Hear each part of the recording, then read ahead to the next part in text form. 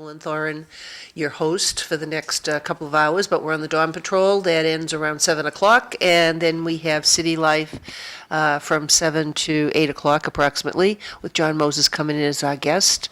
Sam Chase, Bob Hoey, my co-host this morning. Of course, realize that we're all hosts of something, so it's an interesting dynamic that goes on as far as leading discussions, and it doesn't really matter as long as we all talk and we get our opinions out there and maybe stir up some questions in those people that like to join us this early in the morning live.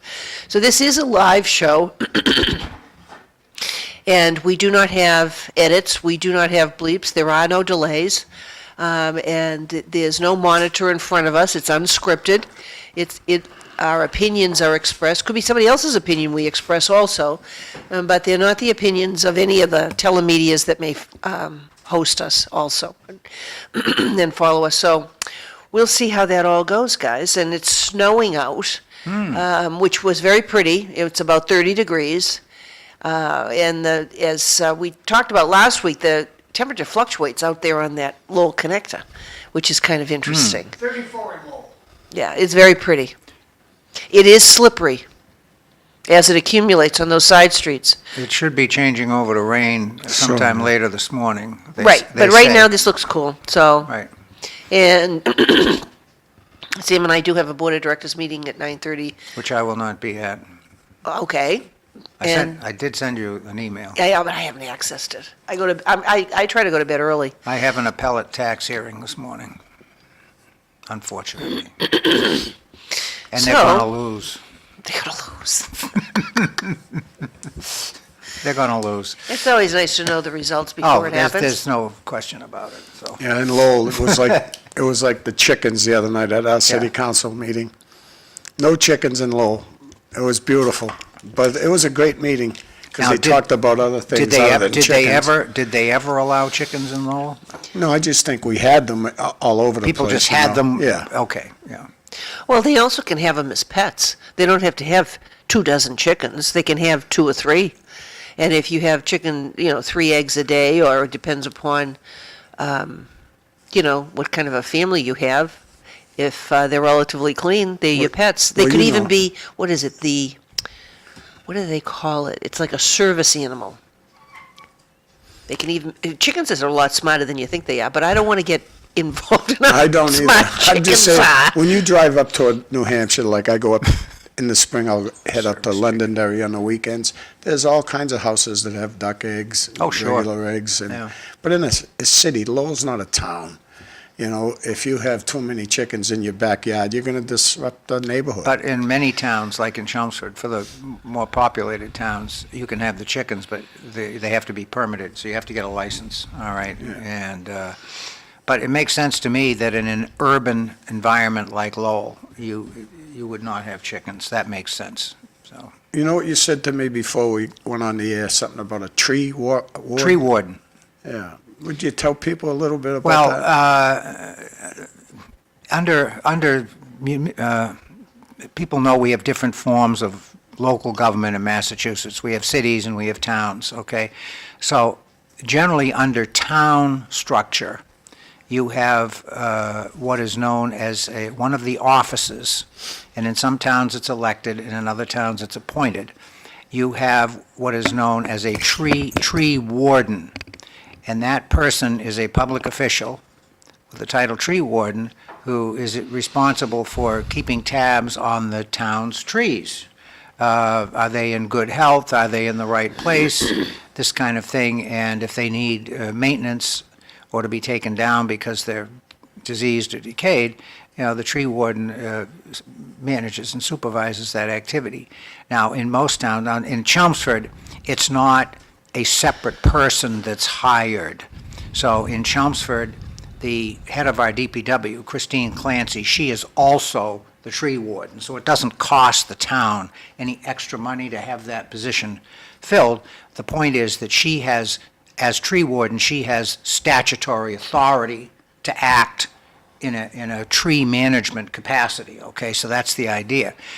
Most towns that I know of have a tree warden. And usually they do it the same way Chelmsford does. It would be somebody who already works for the town that has that additional responsibility put on them. So we do have, and we also do have a committee, a volunteer committee in Chelmsford that looks after the trees, okay? And so the tree situation, I think, in Chelmsford is well in hand, but you don't have that in Lowell, apparently. It was at the city council meeting the other Yeah. night. Eric Gitcher brought it up, and they almost made it, to me, sitting at home watching the meeting, and you have 6 trees hanging over your house from the BMW, the trains land into my yard. It's an important issue to me. And they almost threw that out the window like it was a chicken issue. Really, they didn't even want to pay attention to what he said. So there's no public official in Lowell that has responsibility for looking over the trees? Well, they'll tell you they have an arborist. I think an arborist. Yeah, they'll tell you they have one on duty, which I don't believe they do. If they do, I don't believe it's someone that knows what they're doing about it, because Lowell has all kinds of tree issues. Well, they should, if they make a claim that they have somebody, they ought to be able to tell you who it is, They right? made a claim. They made a claim that they have one, but then I see companies that are out there that's private companies doing the work. So Okay. I don't understand it sometimes. That's So all. maybe in your DPW, it may come under their jurisdiction, but what they do is they will then contract out when they need them, rather than have somebody on staff. We'll hear more about it, Yeah. believe me, because it's who brought it up, Eric Gitcher, you know. But then he jumped into the fire department trying to repair those, where we have like 3 million or 4 million, approximate numbers I'm saying, in free cash laying around, or this is laying around. But we're going to need closer to 10 million to fix all our fire departments. And Eric said, well, why don't we just start by the money we have now and get rid of the hazardous stuff, the firemen, you know, they're cleaning their coats and stuff like that after a fire, you know. So this kid's on, I shouldn't call him a kid, this city councilman is on a roll. I'm already out trying to campaign. I got a store location for him already, just to make sure he tops the ticket and tops it big time. That's what I want, you know, and we need people. It's, you know, you're looking at 9 months, you know, October, November, your election's over, but you need to get out and tell people you're running now. You know, that's what I need to hear. Who's running? Just say it. Well, it's only a 2-year term, so you're Yeah, so you're constantly running. you're almost running for office all the Yeah. time. You're right. so right, Sam. So And I right. think one of the things that sold the, debt exemption for 2 of our stations in Chelmsford, that's Engine 3 and 5, was the hazardous part for our firefighters. When they saw the dilapidated conditions that they are staying in, and the possibility that if with any hazardous waste, if they don't have proper cleaning, you could have a different kind of a lawsuit to the town. And I think that's part of the number of reasons why people actually voted in order to upgrade those 2 or renovate those 2 locations, is because the apparatus, bay, and different things that you've got there are very, low on the standards list of what is current. The rules, the rules and the regulations are constantly upgraded. So you build a firehouse 50 years ago, and you never upgrade it. And for 50 years, every year, your rules are upgraded. So at some point in time, you got to do something. And so what Evelyn just said, I think that's really what drove it, was the fact that they were hugely out of compliance with the current requirements, and a lot of that related to the building. I mean, one of the things that's very obvious is we have women firefighters now, and they didn't have that 50 years ago. So when you design a fire station or any police station, anything like that, you have to make provisions for the female officers, all right? And, Right, you have to have bathrooms. and in the case of fire, sleeping quarters. So, yeah. And that's what Eric Gitcher hit the other night. To me, he hit a home run on that issue, and he hit a home run on the tree issue. But if you ever watched the vote on the chickens, it was unbelievable. Only the person that brought the motion up voted yay. 10 quick no's, and I mean quick. It just Well, got his thrown out the door. constituents Yeah. obviously asked him to do that. But you watch and see how fast the firemen will get what they need. You They'll hope. spend Well, that's- I'm telling you, because I look at Public things safety. through a different eye. But number one, I'm looking at politics all the time, local politics. Right away, I'd say, oh, Danny Rourke's probably the strongest with the fire department. But if anybody in the fire department watched the city council meeting the other night, they would really go into looking at Eric Gitcher because he's doing the job, that's all. And I'm going to keep preaching how much he does the job because he's doing it. But he can only get 4 votes. So he He advocates. can't get 6 votes. He advocates for public safety. Everything. Yeah. He hasn't missed a beat in my No. eyes. No, he knows what it is, and a Knowing lot of him, them I'm don't. not surprised. Yeah. Right. I just hope, he had 4 votes on the contract extension for the city manager, because he tried to slow it down, saying, listen, he's still got a couple of years left. We don't have to give him an extension right now. That's going to cost over $300,000. Let's talk about it. He couldn't even get it. He got 4 votes. He was, well, he's always going to get, like, someone I like a lot too, Robinson. Robinson's listening to a lot that Eric Gitcher says. Actually, Robinson thinks Eric Gitcher should run for senator. That's how much Robinson likes him. And I've heard that come right out of his mouth. But he can't get, and I mean, he's on the money, Sam, and he can't get 6 votes out of the 11. And you need it. You need 4 on the schools, and you need 6 on the city council. Well, if people are unhappy, then they need to vote different people in on the council. Well, the budget's coming up, and you two can really enjoy watching Lowell's budget coming up, because I'll tell you, I get popcorn, I sit down and watch it, because just to watch this Eric Gitcher, it's crazy. On one of the line items, and I know very little bit about a budget, and I had 7 years on the school committee, and I'll tell you, it's a tough issue to get good at it. And he tried to get a second to remove his pay, because he doesn't get paid. He works at the Greater Lowell Technical High School But it's taking still- care of their property. It's still a line item in the It's a budget. line item. He tried to get rid of it, Sam, and he couldn't get excuse me for laughing, he couldn't get a second. Well, you know He why? couldn't get a second. Why? Well, because if they have it allocated in the budget and he doesn't get paid, then that money goes to free cash at the end of the year. So that adds to your free cash bucket. Okay. That's why the council doesn't remove it, all right? Yeah, the other thing they do, which is a stretch, is they'll keep it as a placeholder, because if Eric decides not to run again or loses, it's already in the budget rather than putting Right. it back. Yeah, I'm sure the way that it's So structured. that could be part of, They have not that we provision, support it, but that's they could have be part of it. provision to pay 11 counselors. And they're not going to change that just because for a short period of time, one counselor doesn't get paid. They're going to keep that line item. in But the you budget. know, Sam, 7 years in this, I would never not give a guy a second to be able to talk about it, at least. Boy, you know, You know- just hit on one of my hot buttons. Okay. Okay? When I was on the board of selectmen, which is what we called it at the time, it's now a select board, that used to drive me wild. A person makes a motion, the issue deserves to be talked about. And you don't not second it just to shut him down. I used to second motions all the time, or I knew I was going to vote against it. But you still second the motion, so you have a discussion. I mean, that's called transparency, all right? That's what you're supposed to do. And it just drives me wild when a person can't get a second on a motion. There's no excuse for that. When I was You fir- don't like it, vote it down. Am I wrong? No. Yeah, okay. Well, when I was first on the school committee, I felt that way, you know. Yeah. And then I learned, as time rolled along, to say, I'll second that for the sake of discussion. There you go. And so you can put that in there and make sure that it's reflected in the minutes. But what difference does it make? Because when I only made the second, then I got confronted. Well, if you made the second for the motion, why are you voting against it? Because I wanted to have a discussion Right. on it. So there's different things, and I have made motions in the past and no second. And it can be extremely frustrating because you want to be able, It's insulting, too. but they also look at it on a political level. Because if they don't want you to run and you are trying to support your constituents, and if somebody says, would like that, you could say, well, I made the motion and they voted it down. That's one thing.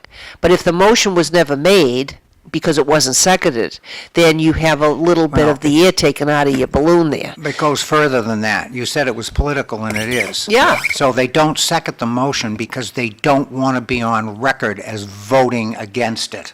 That's why it's done. Well, I'm just saying, there's a Okay. lot of different reasons as It's we go through the cowardly. analysis of It's this. cowardly. It's Right. cowardly. It's in my beautiful, opinion. though, to watch. Yeah. If you watch what I'm watching, you got 10 city councilors trying to look at one, Eric Gitcher, trying to find something he's saying wrong. They're spending yeah. all their time yeah. on that. Oh, You know, to come up and say, oh, city manager, don't we have an arborist? We have someone, right?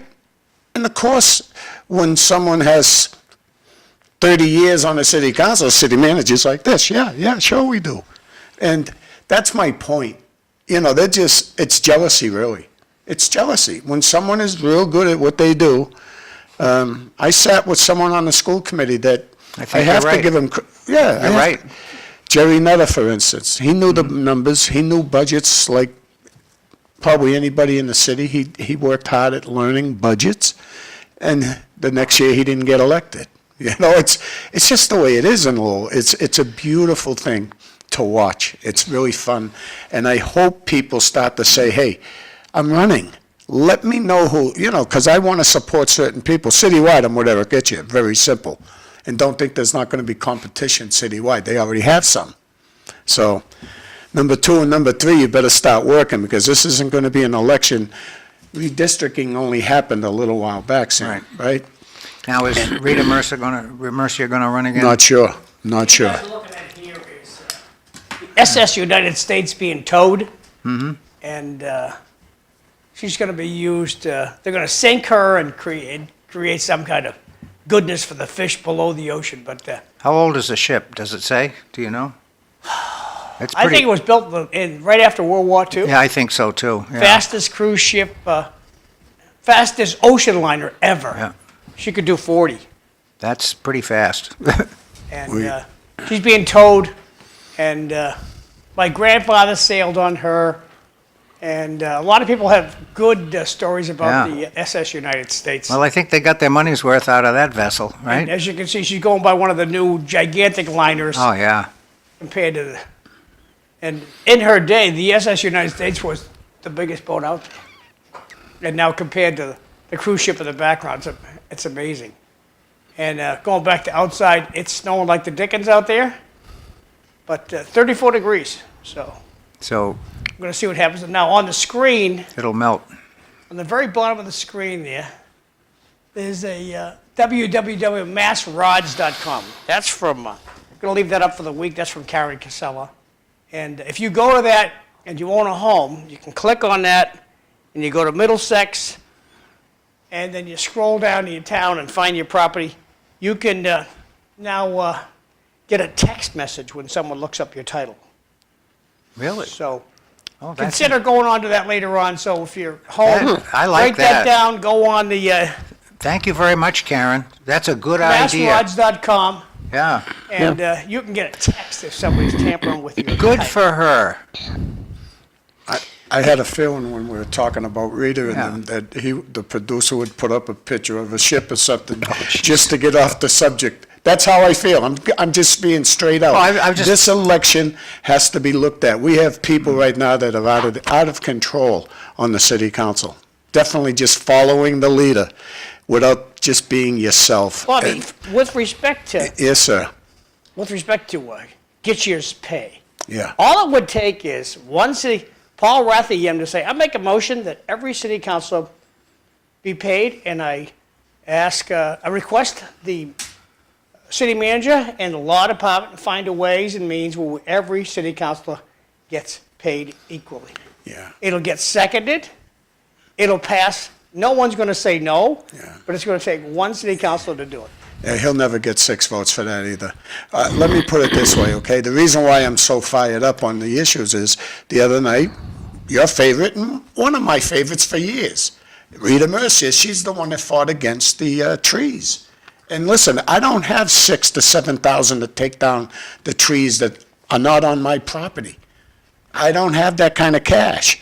So this issue is bigger than you think, okay? Well, Bobby, the trees that are leaning on your property, You can trim them, right?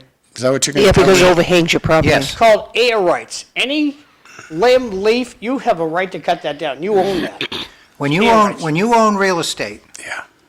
you own all the way down to the center of the earth and all the way up to the sky Sure do. within that perimeter. So if it, like John says, if the branch overhangs your property, you can cut it off and you don't have to ask anybody's permission to do it. What we do is every storm we have, we sit and worry about these huge, humongous trees coming down on our houses. It's only 14 houses on Oh, the street. I've taken down. That's what Powerball's for, Bobby. Get No, Powerball.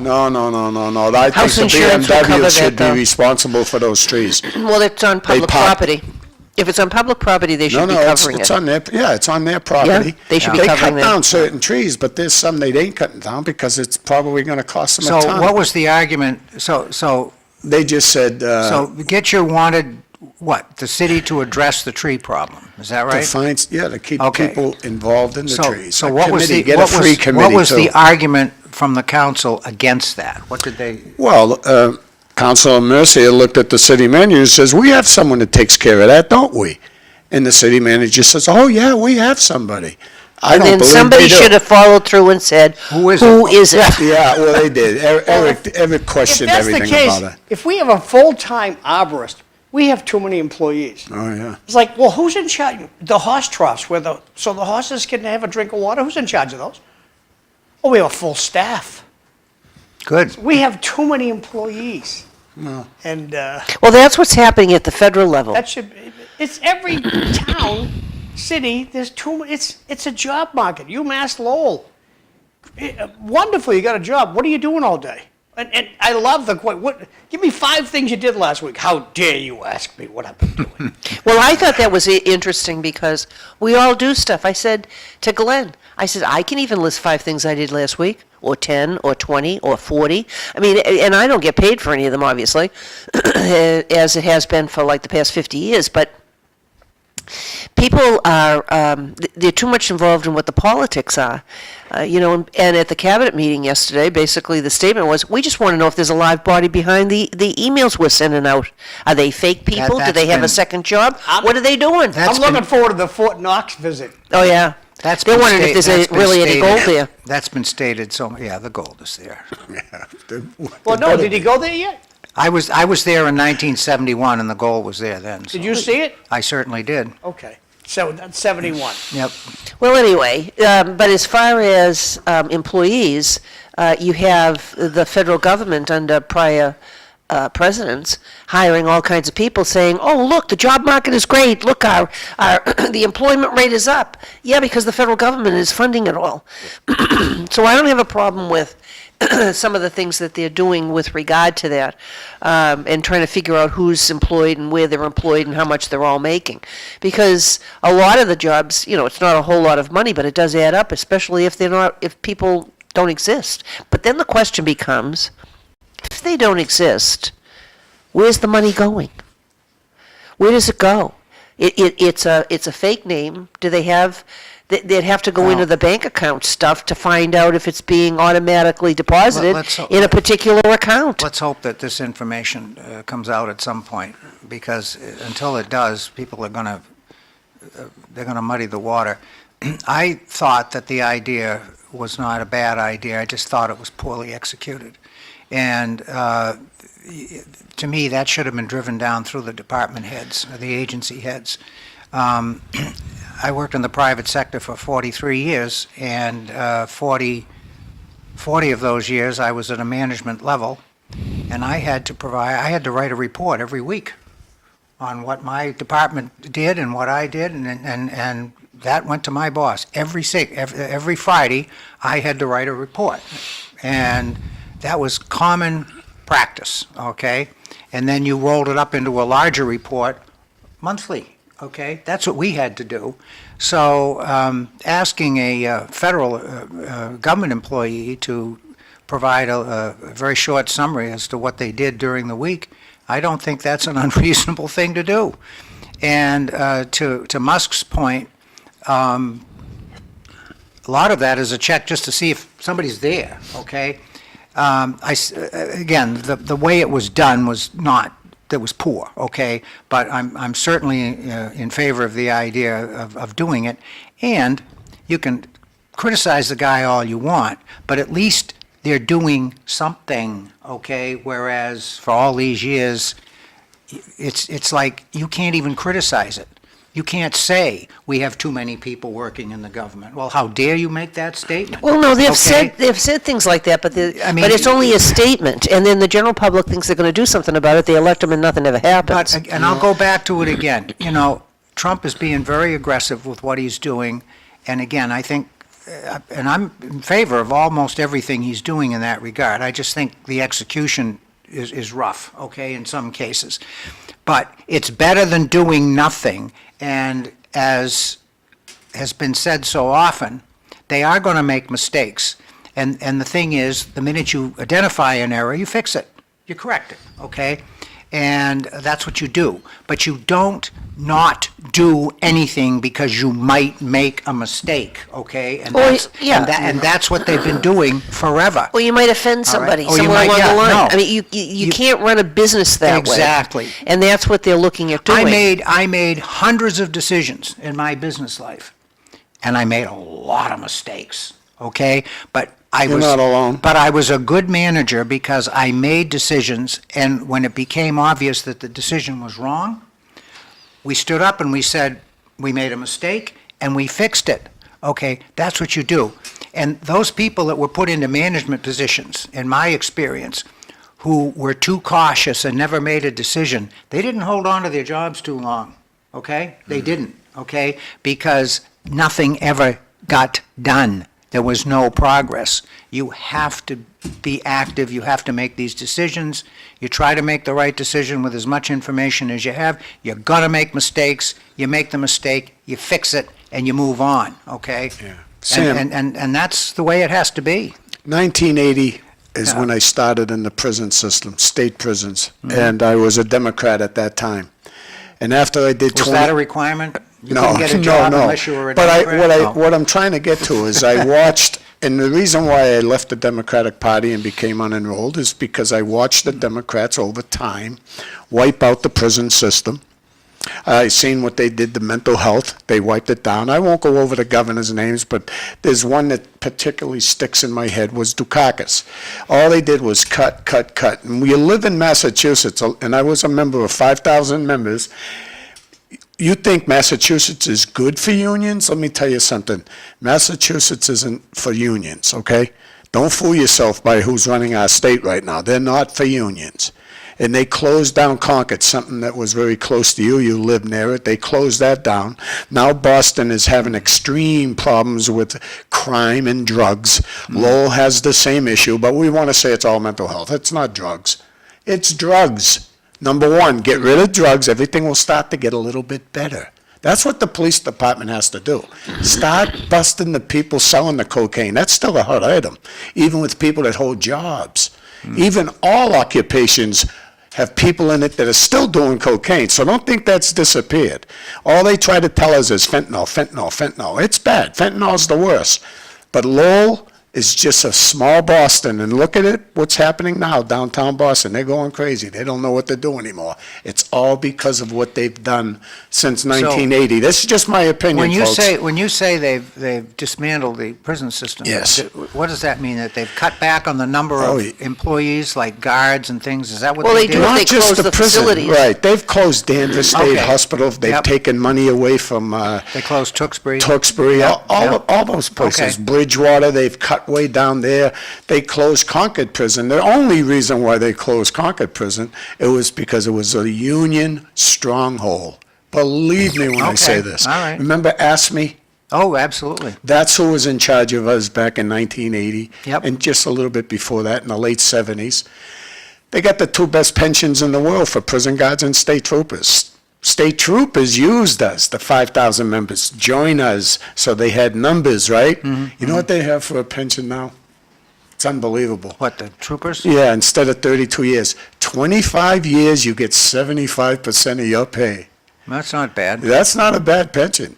I love what the taxpayers did for me. It doesn't exist anywhere in the Only private 20 sector. years. I only No. did 20 years. I'm not one of those people that could do 32 years. I did 20 just to get a pension.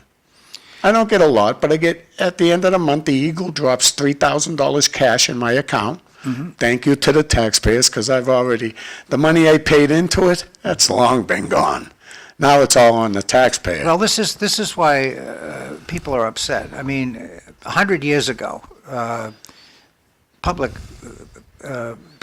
people who were on the public payroll were not paid disproportionately to the average private sector worker. The problem today, and I've had this conversation all the time with our town manager, who is Paul Cohen. He's very good, he's very astute, he understands and everything, but Paul, again, he's somebody who's worked almost his whole life in the public sector, okay? So you talk to somebody who comes from the private sector, and I always say to Paul, you know, when we talk about money and budgets, be very careful how you phrase it. Because when you say we have things like fixed costs and we can't cut here and we can't cut there, that's not the experience of the average citizen, okay?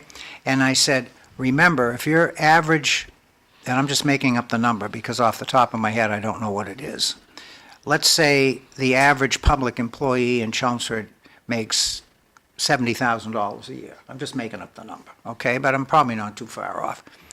Well, the average private sector employee in Chelmsford doesn't make $70,000 a year. They make 45. Okay, so just remember when you're talking about government expenditures and things to people, most people are not as well paid as your public sector employees. So when you talk about the fact that you have to increase pay or whatever, it falls on deaf ears to the guy making $40 or $45,000 a year. Sam, why don't we- Just keep that in mind Why don't we insist- when you have these conversations. That's all. Why don't we insist on total liability instead of just salary?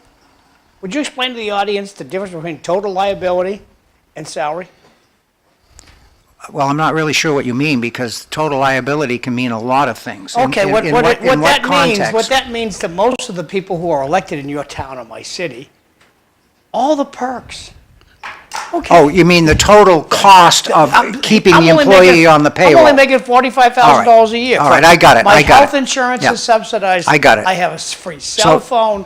I have a car. Yeah. They give me free Okay, gas. so what you're talking And I about, have a pension. Total liability. so total liability, what John just described, is the total cost to the taxpayer of keeping an employee on the payroll, and then, in addition to that, paying for what they call post-employment benefits. Okay, so let's say you hire somebody in your town clerk's office, and it's a clerical person, so you're going to pay them $50,000 a year. That's the base salary. But right off the bat, you have to add another 30% to that to cover the current benefits package, which includes medical insurance and paid time off, vacations, okay? Sick time, And yep. sick time and so forth. So if it's 50 grand, add another 30% on top of that. So now you're up to 65,000, okay? Now, assume that person is with you until they retire, okay? And let's say that person goes out at 80%, okay? If the person retires from the town that employs you, that town has that pension liability plus medical, because the retiree can buy into the town's medical insurance at 60%. The town covers 60% of that, okay? So all of that also is on the taxpayer. So once you hire somebody, and if that person stays with the town there for their entire career, you own the expense of that person until they die. Not just when they retire, until they die, okay? So to John's point, when you're looking to hire somebody, you say, well, it's only going to cost $50,000 to bring the person in. No. It's going to cost a lot more than that. And if you keep that person until they retire, you're going to pay for them until they die. Now, why don't you think selectmen Okay. and city councilors bring that issue up? I've heard it, it's not a common thing, but yeah, I have heard that in some discussions. It is brought up occasionally, but it's not. It's gonna be brought up more. It's not emphasized, okay? It isn't emphasized. John, where it was brought up in the past is when we had tight budgets, or we had to reduce or cut things Right. in the budget.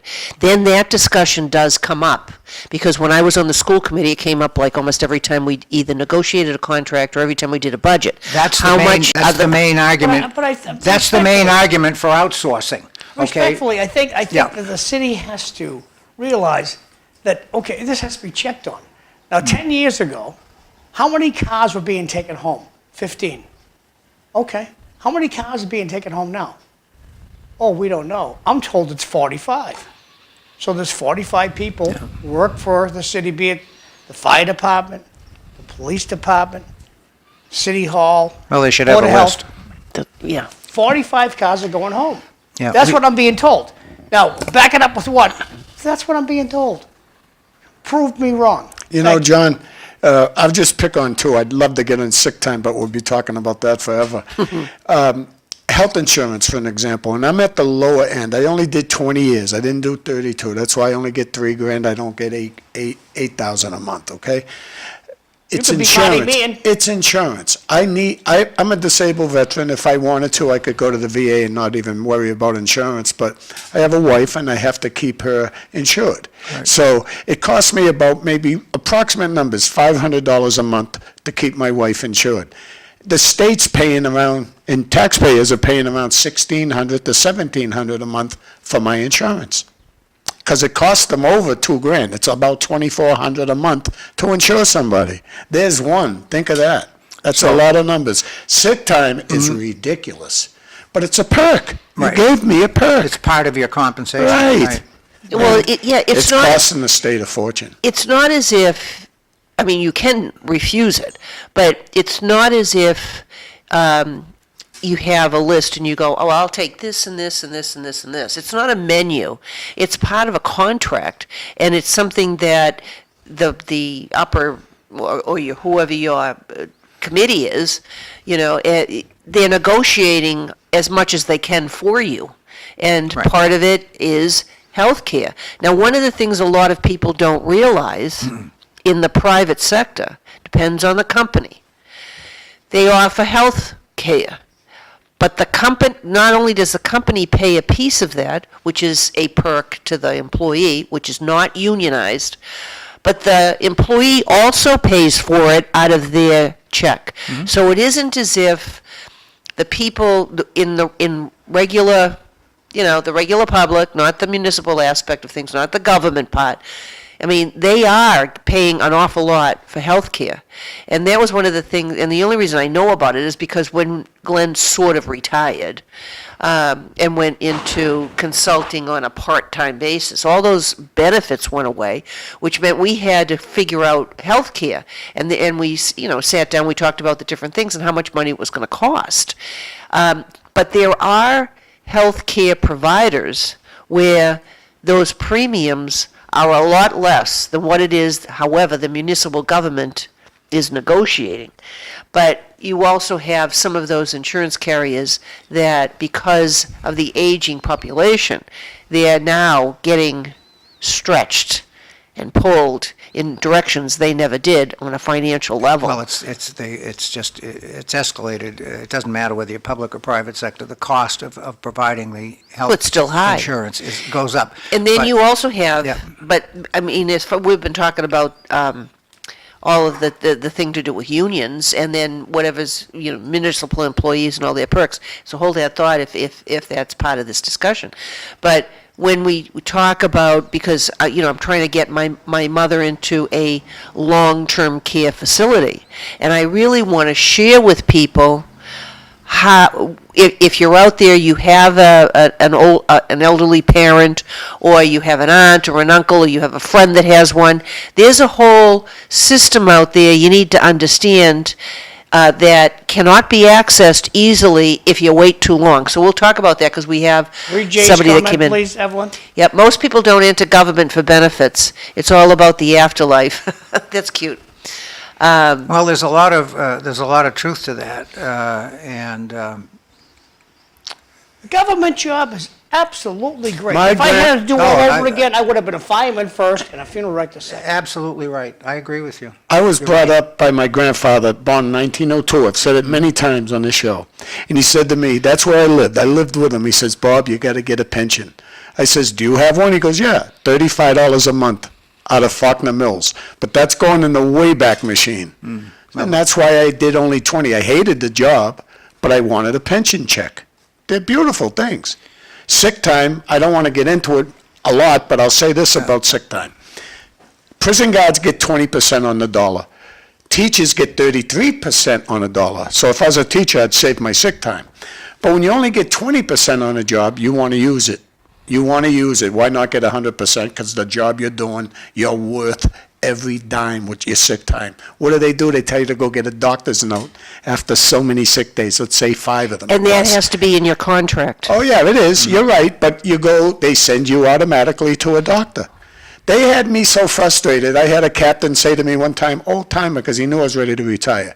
He said to me, I need a sick note off you. I said, for what? He goes, you took 9 sick days. Of course I did. I'm working at Susan Baranowski. It's a zoo where people are getting stabbed and everything. I said, yeah. I said, hey, Captain, I don't have any sick time. I've used all mine.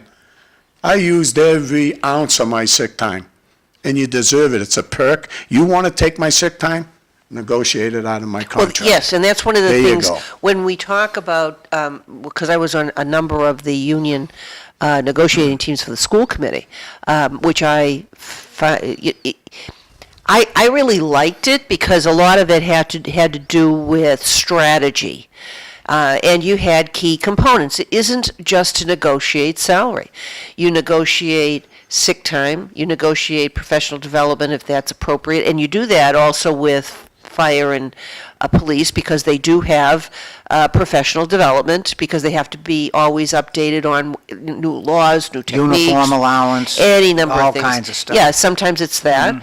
And depending upon what level you're at, you may have vacation time.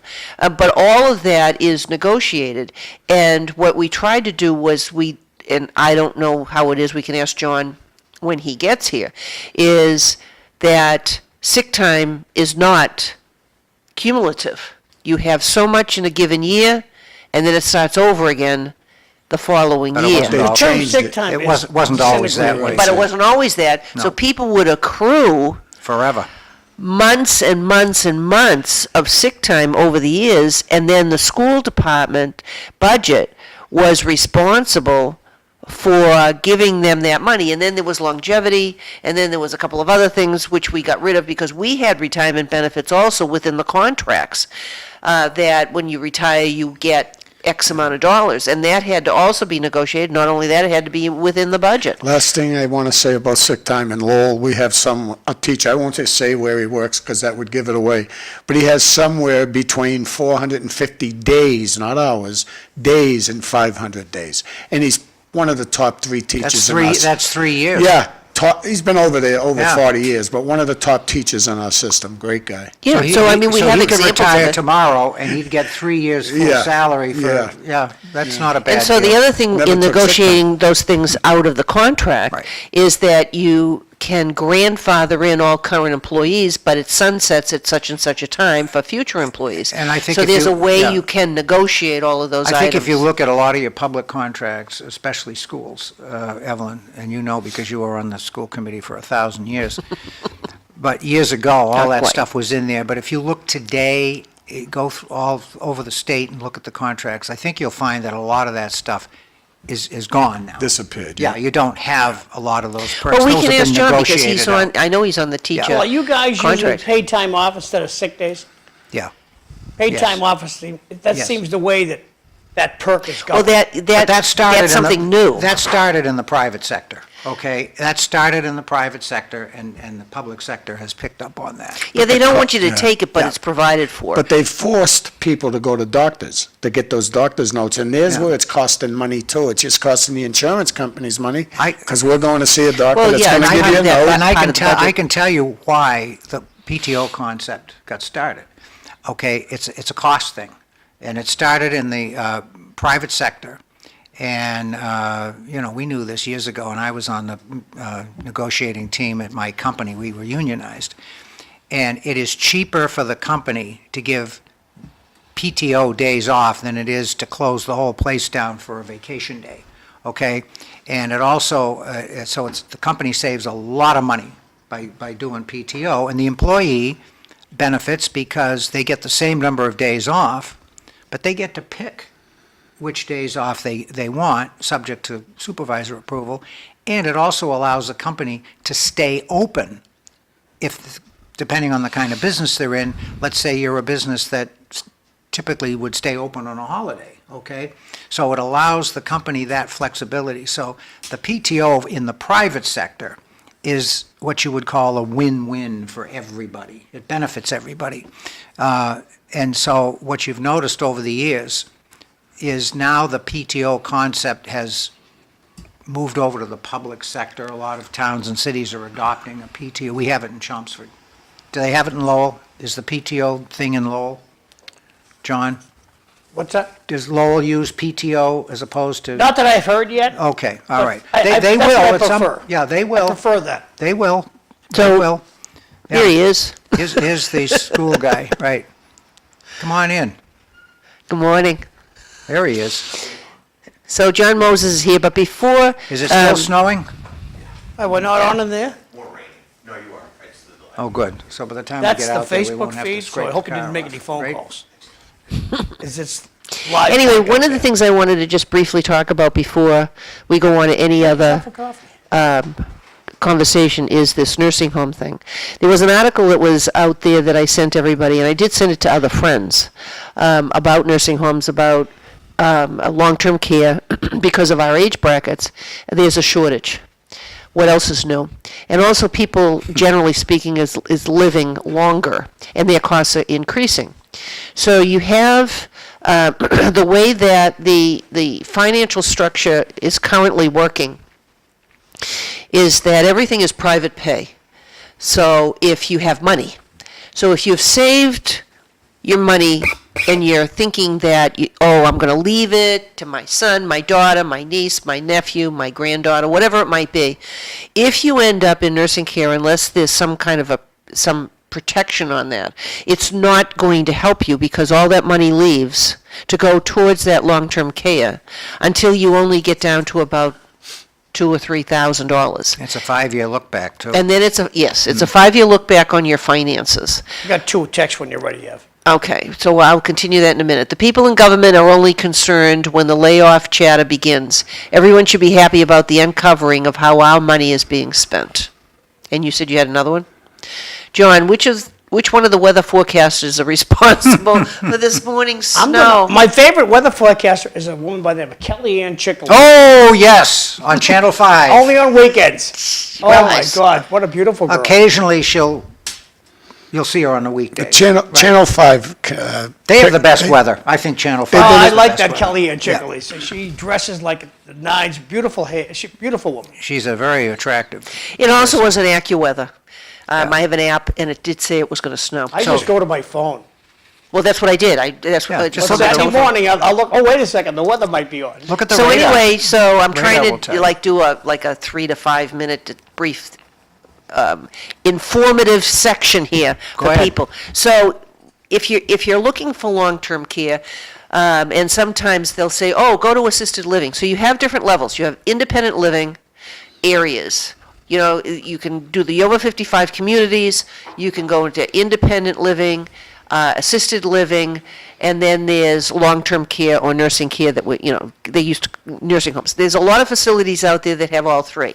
Once you get into independent, then you require more assistance, then you move over, and if you're already in there and you're established, what I've found is that then you can just move right down in, and when there's beds available, they take care of you. Of course, they're taking care of you at a cost once you get to a certain point.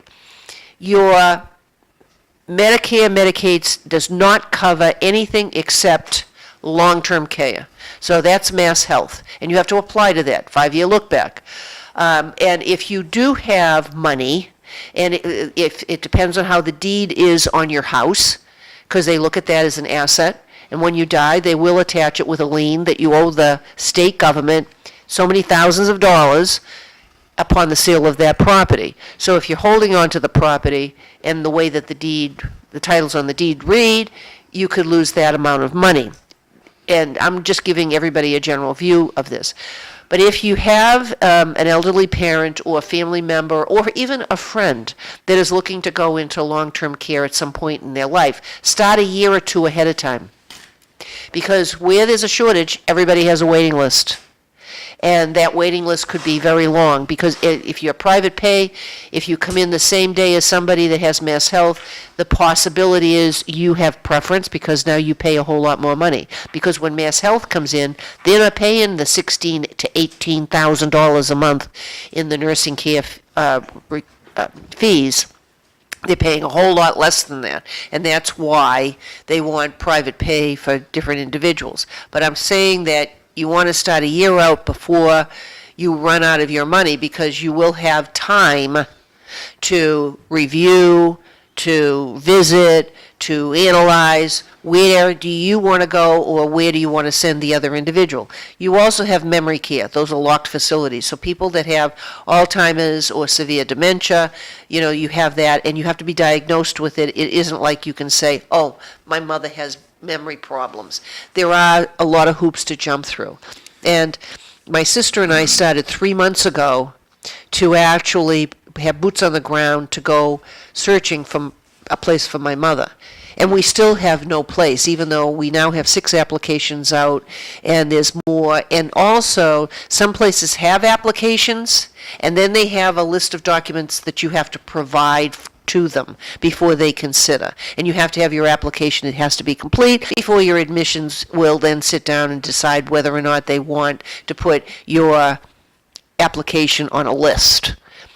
So I'm now finding there's another tier where that particular long-term care doesn't have an application. They want a year's worth of your finances, and they want a year's worth of your health records to see whether or not you're going to be a good fit in the facility. So there's so many moving targets with this that, and you can hire somebody to do it. I mean, my sister found somebody $200 and something an hour, and they'll take it over and they'll find a place, for whoever it is if you're too busy to do it. We even joked about going into business since I now think we're it's a figuring great it all out. subject you're talking about. I hope I hear more out of you. Well, so far we haven't found a place, but there is hope. And the hope is in my neighborhood. I want to talk about this before we end this hour. When you're done, Evelyn. Go ahead. Go Okay. ahead. What do you think the government should do about this? This business of near misses is happening almost every day. One of the problems when they analyzed this, and at least the brief thing that I listened to, was the fact that the guy that's in the jet that's going across was not listening to the directions from the tower. The pilot wasn't listening to the directions as where to go. Yeah. He misunderstood. The guy in the little plane, and I can't stop this, but the little plane, he goofed up. Yeah. The guy in the big plane, luckily he and his co-pilot said, whoa. Good thing they were paying attention. Yeah, and it wasn't on auto something. Yeah, and if you go to these airports like Hanscom, I've been out there many times on the private side too. You get people that have personal jets. You have young people, young 21-year-olds from other countries flying in freight. There's just too many people that don't have the experience. As far as I'm concerned, there's too many flights. Yeah. We're giving these air traffic controllers too much work to do. And if I were the president, I would tell everybody, you're going to reduce your flights by 1/3. Every airport in America, reduce your flights by 1/3 until things improve. Well, See, I don't fly that many times anyways in my life. I had to fly many times. Obviously, when you got to go 3,000 miles, you got to fly. You don't want to drive. But our highways are much more dangerous than the airlines. Yes, you're right. Much more. You're right. I think there's different levels in transportation that we Well, could discuss, what but would you do to fix this, Sam? Well, I actually agree with you in some respect, and I would apply that to other things as well. I think when the airline industry was regulated, when the rates were regulated by the government back before 1980, we didn't have this problem because most people couldn't afford to fly, okay? Back in 1979, if you wanted to fly to Los Angeles, it cost you $3,000 back then.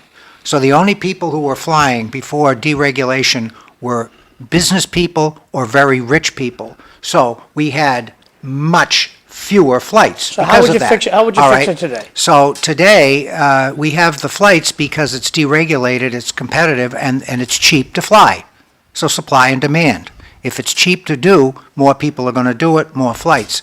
So, and I hate to say this because I'm pretty much, I'm not a regulations guy, but I think something has to happen in terms of regulating the number of flights, and I think you're right. I think it is too crowded, it is too congested.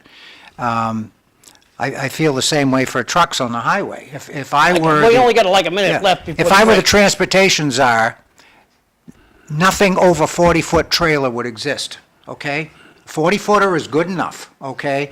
And having these, having tandem 28-footers on the highway is dangerous. So it's the Sorry, same type of thing. Bobby, how would More you regulation. fix this? How would you fix this? It has to be regulated. How would Right. you fix this? I would just fix it by what they're doing right now, getting rid of DEI and getting the best, hire the best help to be air traffic controllers. They're trying to do it, they're trying to hire people, but before they were refusing you. Just like when I went up for sergeant in the Army and they said, sorry, we have to fill quotas. You're white, I can't promote you. I got to slide Evelyn in. So- So Evelyn, what are your thoughts on fixing this? Well, I think to some extent, the never made private that, plane industry has to have maybe a range of time that they can come into airports when you don't have as many commercial flights. But the other point that has to be made is that there's In 10 many seconds. commercial jet companies have reduced their number of flights, depends on the season. Okay, thank you. Less traffic.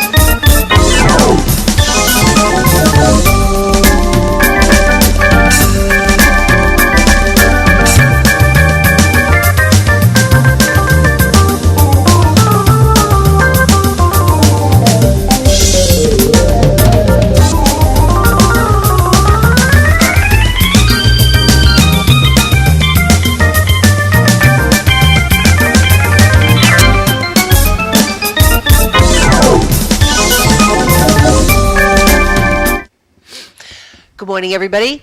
We're back to City Life. I am Evelyn Thoren. I'm your host for the next 56 minutes or so. Our guest this morning, John Moses. Thank you very much for getting up extra special early for us this morning. Sam Chase, Bob Hoey are my co-hosts. We've already done an hour of, Anyway, we've already done an hour, and we talked about all kinds of stuff. And we did talk about education in the first hour. We talked about union contracts. So John is running for school committee. Yep. Our election is the first Tuesday in April. Hopefully we don't get a foot of snow then, because you never know. We have in the past. And we wanted to talk a little bit more about education this morning and your candidacy, because there is competition. Yes. Now, you may be the only candidate that comes on, because we've kind of booked up until April. But we'll see, and we can certainly have other people come on, and they've been offered. In Chelmsford, you're one of the few contested races this season.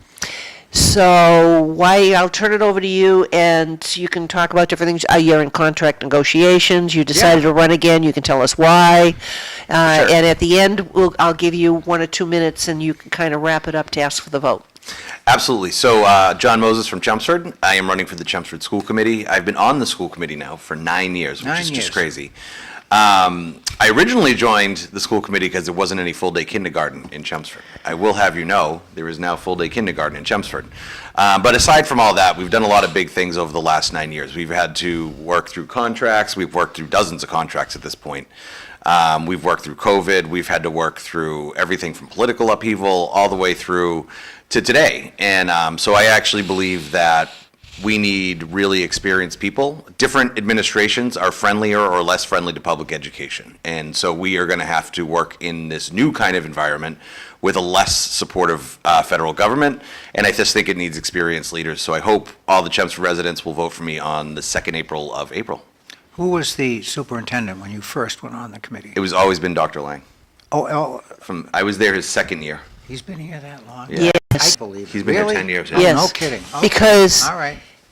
Wow. John took Time the flies. position I had when I chose not to run again. Yeah. Okay, all right. So he was there. So it's interesting when you do have different superintendents to make comparisons, which you obviously don't have that experience. I do, but we're not going to talk about my personal experience with regard to that. So you had a budget hearing Tuesday evening. Yep. Now, did you have very many people attend? Not many. Well, honestly, that day actually had a bunch of different meetings. So I don't know, for people that don't go to these meetings or aren't part of them, this is their business meeting. So we ended up having a really packed house. Not for the budget, but we had the T teachers, which are international teacher group, come in.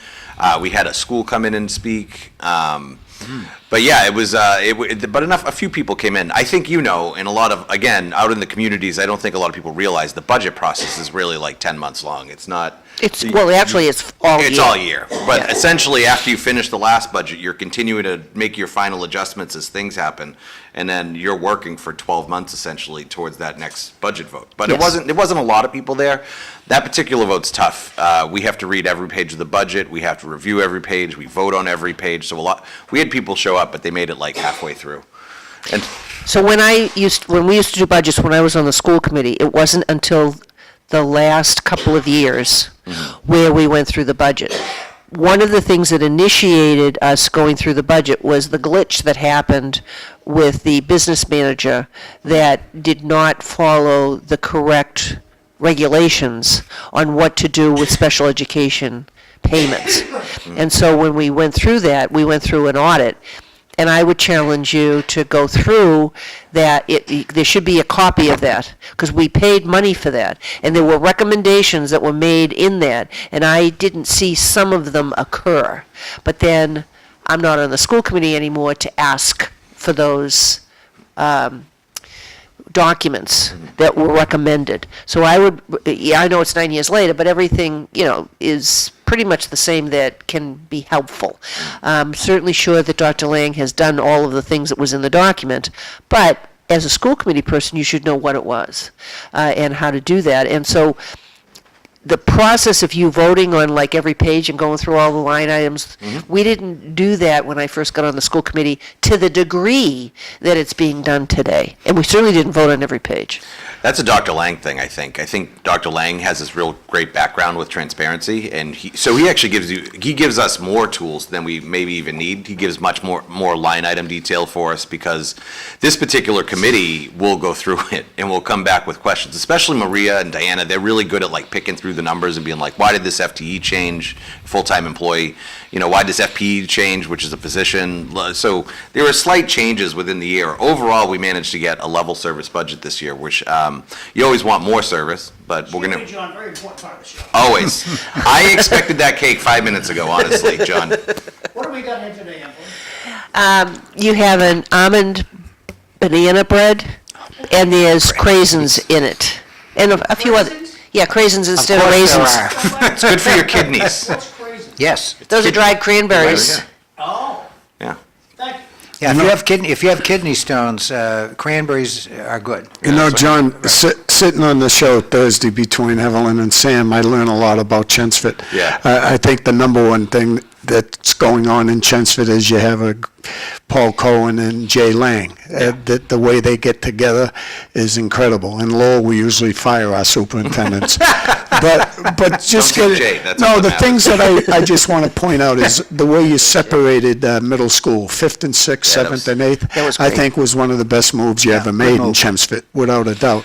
But what I'd like to hear out of you, because I love when I hear you talk about Afghanistan. Yeah. Well, how is the difference? What's the difference between a 15-year-old in Afghanistan and a 15-year-old in Chelmsford? Honestly. I know that would be tough to answer, but I'd like No, to it's a hear good you. question, and I would actually, the Are you 15 talking from an education Education? standpoint? Yeah, Yeah, just okay. just All the right. difference. So over the 20-something years that the U.S. was there, we did a lot of work to build schools. So now with the Taliban, it's a little bit different. No, girls are obviously not allowed to go to school. It's very restricted, and it's just a country that's not free for women specifically. But while the U.S. was there, we had actually, most kids, 15-year-old kids, were doing the same thing. They were in some kind of secondary school, and then they were often looking towards college, or, they become a mechanic if, they weren't college ready. But they're just like 15-year-old kids. They have phones, they hang around, they complain about their parents. They're almost the same as every other 15-year-old kid. It's wild. Human nature is what it is. Yeah, I think the difference you have is, American kids, we grow up with a lot, right? We have a lot of resources, we have all these things, we have less corruption and A lot more freedom. a lot more freedom. And then in Afghanistan, a lot of these kids, when they do finally get out and they finally get to an American education, they go right at it. They embrace it, and they're like, hey, I have this opportunity that I didn't have. But yeah, no, I think they're just typical 15-year-old kids. They're great. Afghan kids are some of my favorite people. So. I feel that about Lowell High School, because you hear a lot of negative talk about Lowell High School, mainly because of our test grades. But I had a grandson that was out in North Middlesex for his freshman year and didn't like it at all. No. And then he came to Lowell, back to Lowell, and he's in Lowell High School, and he said, this is a beautiful place.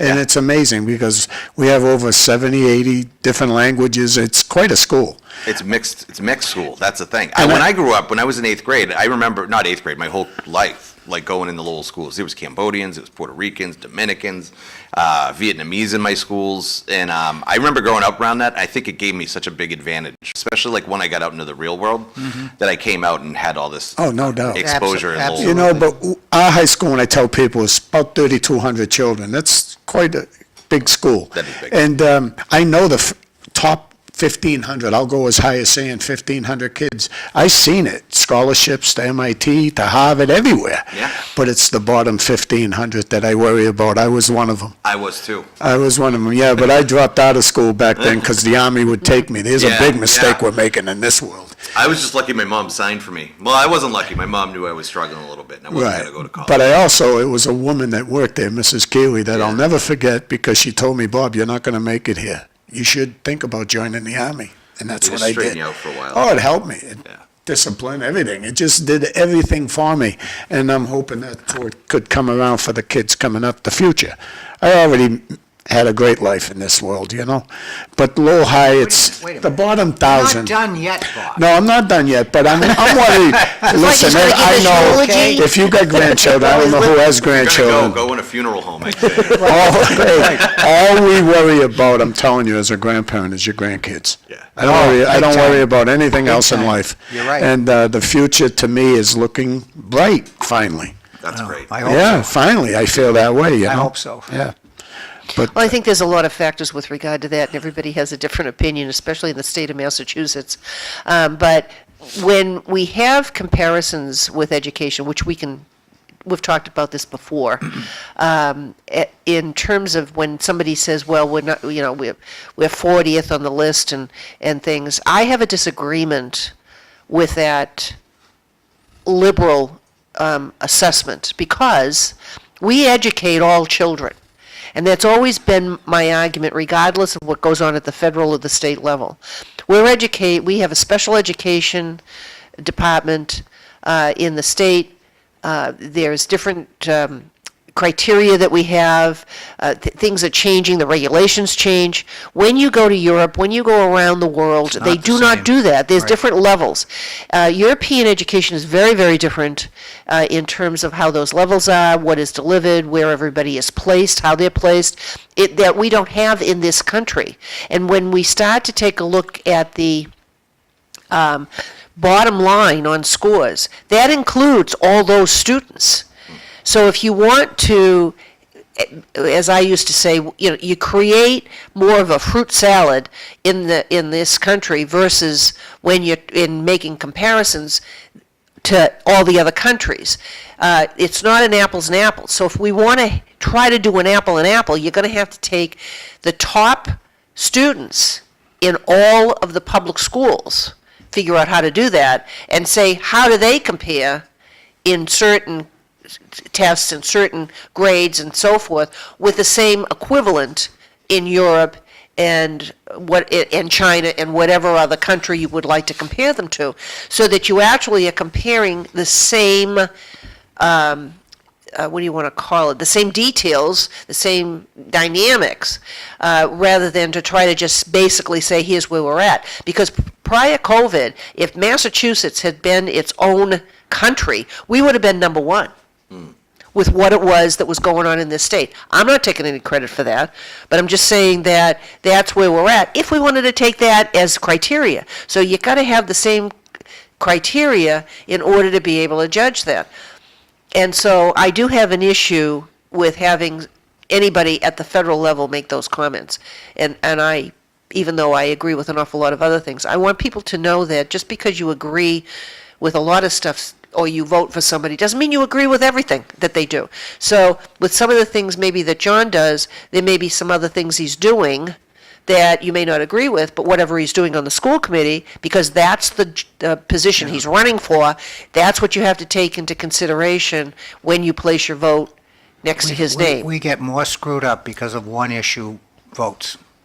I mean, I can't think of a single, and I've been voting since I was 21, because I'm so old that used to be the legal They have like age. the hand crank thing? you're on Paper the ballots paper when I ballots, first started. yeah. Paper ballots, and and actually we did have the old machines at one point. But single issue. I mean, I don't think in my entire life I've ever voted for anybody based on just one issue. And I think people get so polarized, and I've seen it.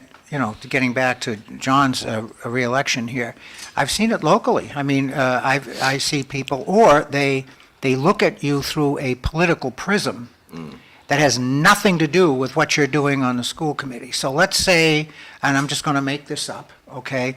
Let's say you're a Trump supporter. I know you're not, but let's just say you are.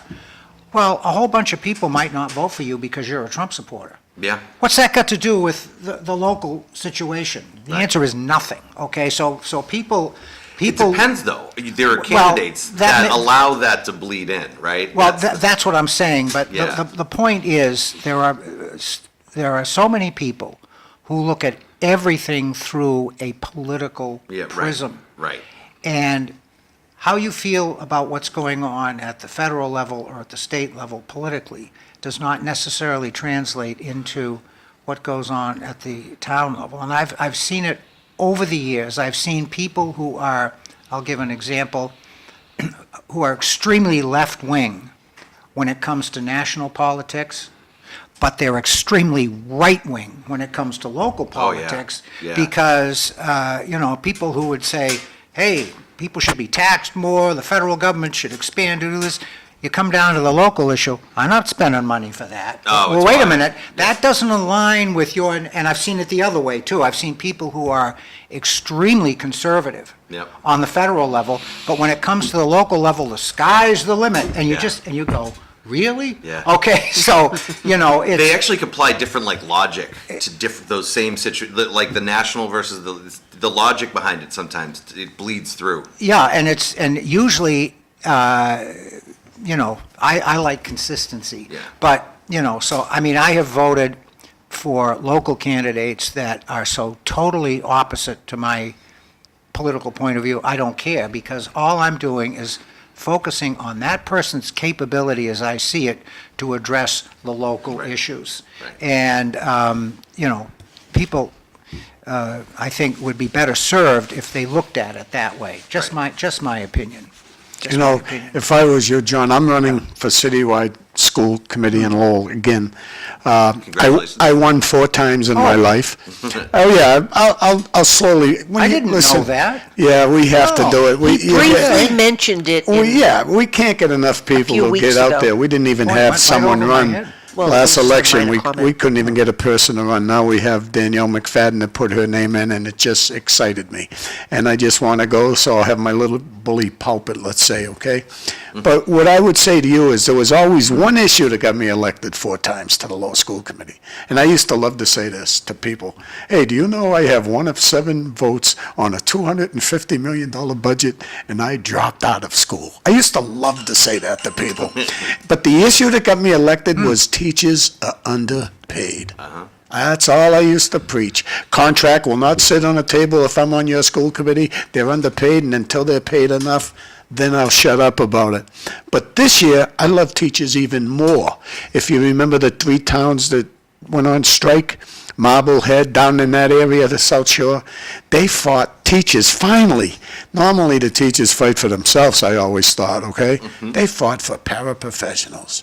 There's another group of people that are underpaid. Yeah, that's a separate contract in Chelmsford. I know, but the way the teachers came out and basically up there, they were looking for a big raise for paraprofessionals. Yes, that's right, they Because were. I always tried to do that. I know when you give a teacher 4, 4, and 4 over 3 years, that's a nice raise, and that's what Yeah, they you think? recently got And in now Lowell. for Evelyn's favorite part of the Oh, here we go. Announcement. So if you want to be on an announcement, I'd say, just be in touch, send me a text or whatever you want to do there. Be happy to put it out there. Today is the 27th. 27th of February in City of Lowell. What's for dinner? We should. Lowell Council on Aging, the Senior Center is proud to have know if lunch he has 7 this days a on. week. Pot roast. Shutting your microphones off. 7 days a week we have lunch over there. Today we're having pot roast. You go in there around 10:30 and walk up to the desk, plunk down $2, give it a Tara, she'll give you a ticket. If you don't have the $2, she'll give you the ticket for free. So that's lunch 7 days a week, shepherd pie and all kinds of good stuff. So always a good grub over to the Lowell Senior Center. Coming up soon is a party for re-election party for Mark Crapman.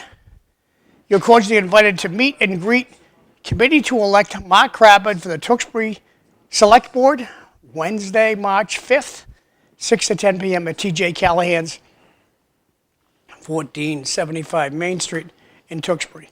Every Thursday, we have the Golden Gloves in Lowell. Great time to bring your grandkid down, show your grandchild how boxing really works. And it's quite an exciting one. There's food down there. It's always a good time. Every Thursday night, doors open at 6. 7:30 is the first bout. And the Golden Gloves have existed in Lowell for 78 years. So congratulations. This is for the Bridge Club. State Rep Rodney Elliott and the Bridge Club of Greater Lowell present St. Patrick's Breakfast honoring the Tom Shanahan. And they're going to have the Heavey Quinn Irish dances and a comedian by the name of Dave Russo. That guy's a riot. It's going to be Saturday, March 15th at 9 a.m. Tickets are $50 per person. It's going to be out to Lindsay's, always a tasty stop. If you have any questions, you can call Bob Cox. He's the chief cook and bottle washer at the Bridge Club. There's also a QR code if you take your smartphone, put it in camera mode, and you zero in on this little thing right here. It'll bring you to a website with more information. Out in Tingsboro, at the Tingsboro Sportsman's Club, the 6th annual Guy R. Constantine Shamrock Dinner, March 17th, 4 to 8 p.m. Tickets sold at the door, adults $12, seniors and vets $6. Tingsboro Sportsman's Club, 90 Westford Road in Tingsboro. Proceeds going to benefit the Shriners, St. Jude's Children's Hospital, and Hidden Battles. And in loving memory of Avis Constantine and Brian Garno. So that's coming up on St. Patrick's Day. A health fair out in Tewksbury. If you're not feeling tip-top, they're going to have a free health fair at Tewksbury Senior Center, 175 Chandler Street. And it's going to be from 1 to 4 p.m. More information, you're going to call a gal by the name of Susan Timmons. Her phone number's phone number's down the bottom here. And just give her a call, and she'll give you some more information if you want some more information. Danielle McFadden. She's running for school committee.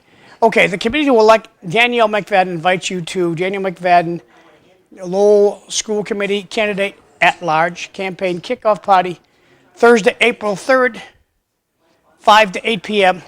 at Mount Pleasant. That's 141 Staple Street. That's up in the Highland section of Lowell. And the Megan Foundation, they're having a golf thing.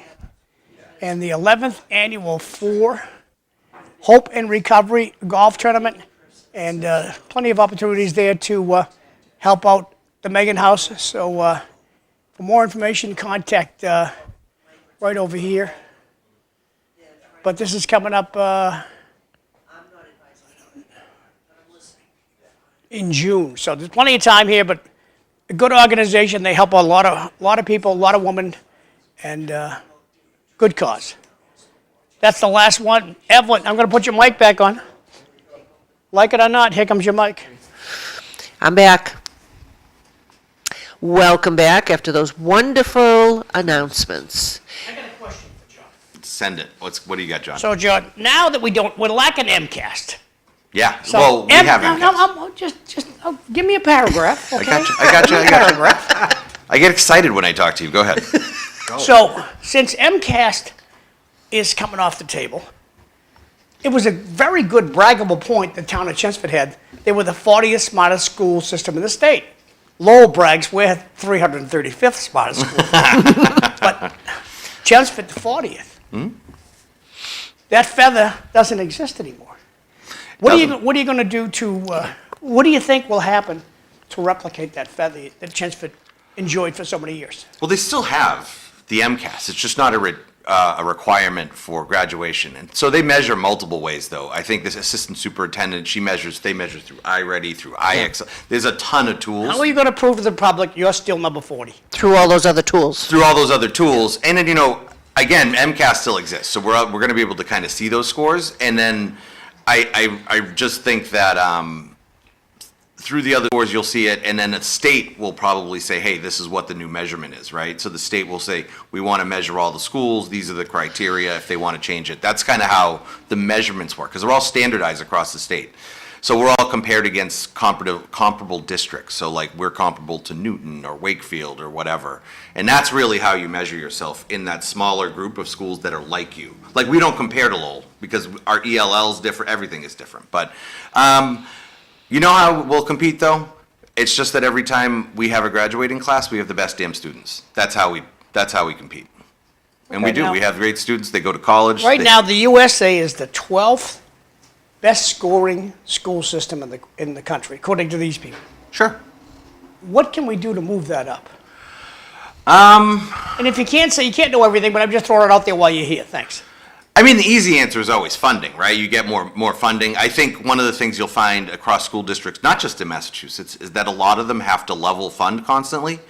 So even though inflation goes up, in Massachusetts, this is really specific. If inflation goes up, nothing happens with the tax rate on residential or anything. So I forget where I was going there. I lost my train of thought. Can I say something about yeah, it? yeah, go ahead. You mentioned funding, and I believe you hit the nail right on the head. Yeah. Because when you look at a $250 million budget and you say to yourself, wow, 88 cents out of every dollar goes to staff. Yeah. I go, with 12 cents left over, we're doing a great job. Yeah. With just that 12 cents. That's where we need to get about 10 more cents. You know, if we're doing this job with 12 cents out of every dollar, can you picture what we could do with 22 Well, look, cents let out me of every just tell dollar? you That's guys, all. you guys Thank talk you. about, we want more money, we want more money. Everybody wants more Your money. methods stink. Okay, you need to take a good look at your methods. You'd be wise to invite somebody from Singapore to tell us, because they're the #1 in the world. What are you guys doing right that we're doing left? All right. That's all I'm suggesting. Okay, if you don't like Singapore, okay, move down to the next guy. Who's the next guy? Switzerland. Let's go skiing. I actually proposed that we take a field trip to Switzerland because it's gorgeous. Well, I think that it'd be well worth your while to get somebody from Switzerland on Zoom or whatever regularly and say, okay, what are you guys doing right that we're doing left? Go to No one does that. John, go to Finland. Let's see what Finland I don't is. know if Finland shows it. Denmark. Keep going, yeah. So a lot of these, You know, See what they Leave out pay. Finland, You should but- see what they pay their staff. Right, but there's more to this that Norway. you're not, yeah, it's that's not, Finland. you said this before, it's not directly comparable. But that doesn't mean you shouldn't look at it. You No. you just These hit are all the countries that score better than the United States. Canada. you just hit on something that has been my pet peeve forever when it comes to local and Finland ain't state there, Bubby, government. sorry. no, it was up. It was up. It was there. fifth. It was fifth. Oh, we saw it. Sorry, I breezed by. Those Finns are sneaky. They'll get right by you. Oh, yeah, there they are.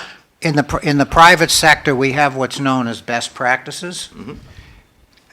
People in government don't care about that. Yeah. Okay, so we're in Chelmsford, we decide we want to do something. We insist on reinventing the wheel. We never go to see what the other towns are doing, or the other cities are doing, or what the other states are. We never do that. Well, that And it depends. costs us a ton of time and a ton of money because we don't do that, okay? But that depends, because when I was on the school committee, early on, okay, in the last century, the teachers, in terms of professional development, they'd travel all over the place, and they'd be going here, there, and everywhere, and the budget for travel was high. So one of the comments I made, and then the school committee took it up, had a discussion about it. Basically, we couldn't really tell everybody what to do, but the assistant superintendent designed professional development days that they would send representatives out, find out what's going on, then those guys would come back. Now you're going to have those staff members do the presentations to everybody else so that everybody else isn't doing all of the traveling, and you're sharing those best practices of whatever it was that they found out in all the other conventions, conferences, or other people's professional days. And that's what they did, and we've been trying to do best practices. And When you- that's lovely, Evelyn, but try to now get it pushed up into the state where it's a matter of regulation. It doesn't happen. Right, okay? but right now, John is, you should jump in here. John is responsible for Chelmsford Yeah. and what goes on in Chelmsford, not the state level. If he wants to be responsible for state level stuff, then he gets on the But if- state committees. But if John sees something good in Westford, He you can know, propose it. he can propose it, but I mean, It's not to say that we don't have these conversations. We see things, and I talk to other school committee members. We go to the conference. We do ideas. I think the thing is what you see on the meeting is the business meeting. Like I talk to Dr. Lang sometimes. If I hear about something in a town, or hey, what do we? Excuse me. That's all right. They probably have parents who care and hold the kids accountable other countries. Is that Jay? That's, yeah, Jim. Yeah, that's perfect. Public education in America is a huge business. There are is hundreds true. of billions, if not trillions of dollars being thrown around. The salary of the top UMass staff, just one public college alone, is $500 million. I think that there's a lot of things that can be taken a look at, and the problem I always have had with huge business is that they keep changing curriculum. They have some new math curriculum. They have some new history curriculum. My thing is if it worked, why are we changing A lot it? of jobs tied to that. Yeah, and you, Follow the money. And it Follow used to the be money. that Texas would vote on all the textbooks. Yeah. And they didn't like the fact that they were because they're far more conservative. There'd be things in there that they didn't like in Massachusetts. Things have changed in the past, well, since I started, in everything. But isn't the federal system wonderful? So if you don't like the way Texas teaches, you can move to Massachusetts. It's a federal system. It's great, okay? yeah. And teachers, when I think back when I was 10 years old, my mother and father divorced. My mother was 16, okay? I go with Nana, my grandmother. I lived with a Nana too. My two sisters went in foster care. The teachers that I talked about was a music teacher, a gym teacher, and a science teacher. And they were so beautiful to me that they made me enjoy school a little bit because I couldn't read. No one ever tried to teach me how to read or anything. I faked my way all the way to my junior year, and then I got nailed by Mrs. Gailey. but the music teacher, Miss Generakis, she had big, tall hairdo, lipstick on her teeth, and she'd sit there to tune us up. Me, my, moo. Just keep doing that. That's pretty and good. and then I had a gym teacher that hit me 100 ground balls anytime I wanted to. And the science teacher, Mr. Murphy, only left at least $250,000 to the kids of Lowell scholarships. He could hit you off the top of the head with a tennis ball when you were sleeping on the desk. He was the best, right across the street here. And discipline is Lowell's biggest issue. Other than special ed, it costs us a lot of money. Discipline is our issue. That's what I'll be working on. We have a superintendent that knows how to fix that issue. We just have to have 4 school committee people that will listen to him. That's all. But And what you've done in your statements, Bob, Yeah. is you have made the case for keeping sports, keeping music, exactly. keeping art, because not all students go for the academia aspect of things, the book learning part of it. They go for other reasons because of their personal circumstances or how their personality is being developed. And so when we're going to have to cut sports at one point, and then they were going to cut music, and I'm like, you can't do that. That's part of the development and the education of the students, and you can't get rid of all of that. Because now you're going to lose more students, and then your test scores go down, and then things look lousy. But, I mean, that wasn't the reason, was the test scores. It was because if you're on a school committee, you're there for the students. You want the children in your community to get the best possible education that you can help determine. And when they talk about Finland, you were talking about field trips. So the superintendent, or 2 superintendents before Jay, went to Finland. No school committee people went with them. Sorry about that. But they went, and they took a look, and they came back, and they gave us a presentation.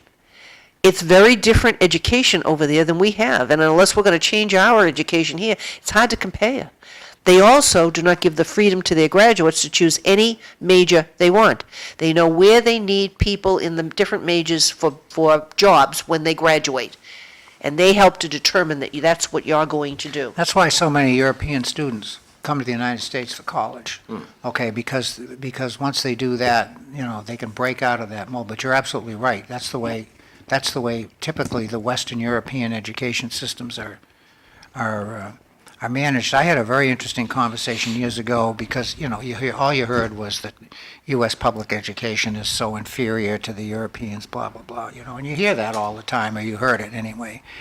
And years ago when I was working in the international arena and I had a lot of, exposure to folks who lived over there, natives, I would ask them that question, and they'd say, probably that's right. To Evelyn's point, if you compare like top-tier students, a typical French or a German or a British student in high school going to the college track, their education is more rigorous, they do learn more, blah, blah, blah. But the comment I consistently got from the European folks was, so we're ahead of you at the high school level. but you catch up to us and you surpass us on the college level. That's what they told me. So they said, so if an American student goes to a high school at 12th grade, he is behind his European counterpart. But as they move into the college system in Europe and in the United States, by the time the U.S. citizen has a 4-year degree, he's ahead of his European counterpart. That's what I was told years ago by Europeans who experienced both systems. Yeah. So I don't know if that's still true, okay, but that was true 40 years ago, okay? So, and to your point, it's just a difference in philosophy. We say everybody is admitted to the public school system regardless of ability, circumstances.